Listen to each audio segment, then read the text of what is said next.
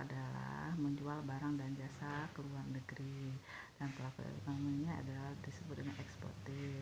Impor adalah memasukkan barang dan jasa dari luar negeri. Pelaku ekonominya biasanya disebut dengan importir.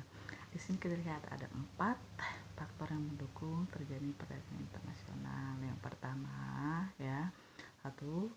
Perbedaan sumber daya alam setiap negara. Perbedaan sumber manusianya. Ketiga, perbedaan ilmu dan teknologinya. Perbedaan kebudayaan suatu bangsa.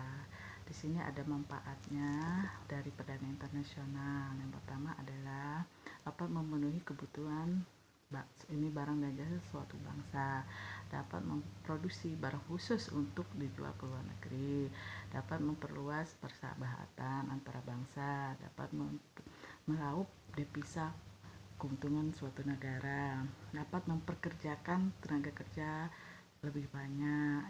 Nah, itulah antara lainnya. Terus ada juga contoh-contohnya ya dari ekspor dan impor tadi Ibu jelaskan. Sini contohnya umpamanya dalam teknologi seperti adanya penjualan mobil, motor, kebutuhan suatu negara, HP, komputer dan lain. Nah, ada juga kebutuhan seperti sandang dan pangan.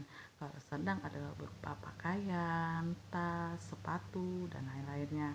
Kalau pangan adalah seperti beras, gula, minyak dan lain-lainnya. Itu contoh dari terjadinya suatu ekspor dan impor dalam suatu negara. Itu untuk memenuhi kebutuhan bangsa, suatu bangsa ya. Sekarang kita akan membahas lagi apa penyebab faktor penghambat terjadinya perdagangan internasional itu. Karena dalam suatu perdagangan internasional itu tidak mungkin ada perjalanan yang mulus.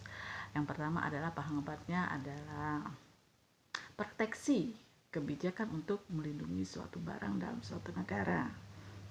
Terus ke kuota pembatasan suatu barang yang keluar masuk dalam suatu negara. Terus yang tarif ya, kita adalah pajak atas barang impor dan ekspor. Yang 4 adalah politik dumping, di mana artinya adalah kebijakan menjual barang di luar negeri dengan harga yang murah. Nah, semoga anak-anak mengerti dan memahami apa yang maksud dengan perdagangan internasional.